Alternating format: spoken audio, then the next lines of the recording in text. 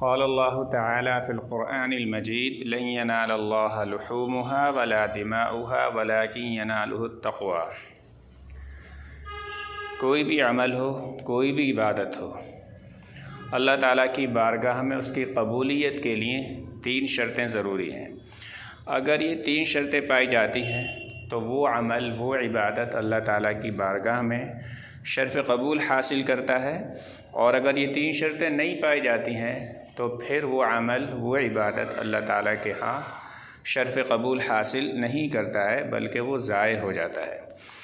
تو اس لیے ہمیں جب بھی کوئی عبادت یا عمل کریں تو ان 3 شرطوں کا لحاظ رکھتے ہوئے ہمیں وہ عبادت یا عمل کرنا چاہیے۔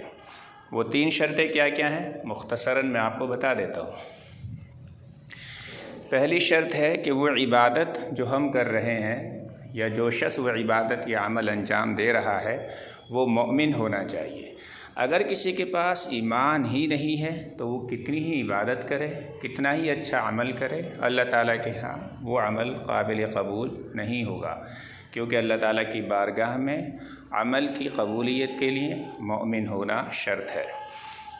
دوسری شرط یہ ہے کہ جو عبادت بندہ کر رہا ہے اس عبادت کا طریقہ بھی شریعت کے مطابق ہونا چاہیے۔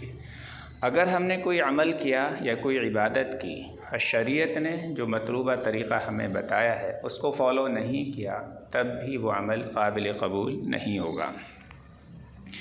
اس لیے جب بھی ہم کوئی عمل کریں، قربانی کریں یا اس کے علاوہ کوئی اور عبادت کریں، تو اگر ہم نہیں جانتے ہیں تو جاننے والوں سے ضرور پوچھ لیں، علماء سے ضرور رجوع کر لیں کہ میں یہ عمل کرنے جا رہا ہوں، اس عمل کا طریقہ ہماری شریعت میں کیا ہے۔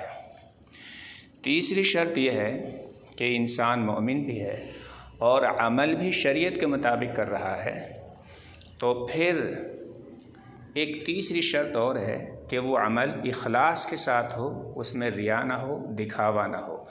اگر وہ عمل ایمان کی حالت میں کیا، شریعت کے مطابق کیا، لیکن لوگوں کو دکھانے کے لیے کیا، تو وہ عمل بھی اللہ تعالیٰ کی بارگاہ میں قبول نہیں ہوتا ہے۔